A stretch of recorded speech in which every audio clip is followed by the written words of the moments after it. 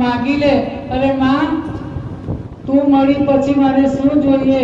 ફક્ત 13 વર્ષની ઉંમરમાં જુઓ ને પ્રસન્ન થાય.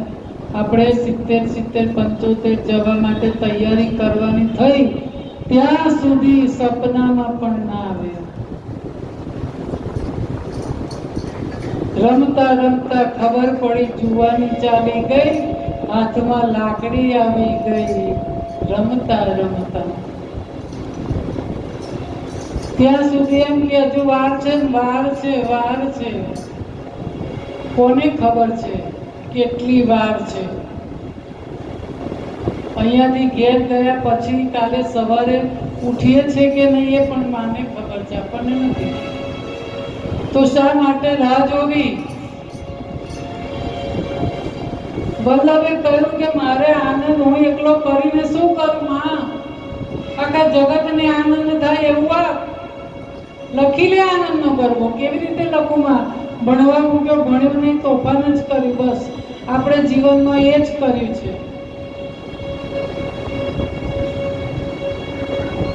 કે કહું છું જવાનીને પાછી વળી જા, ગળપણનું ઘર મારો આવી ગયું છે.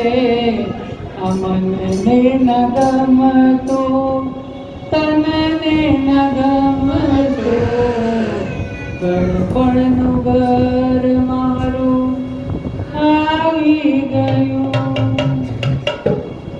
કોઈને જોઈતું હોય તો કહેજો.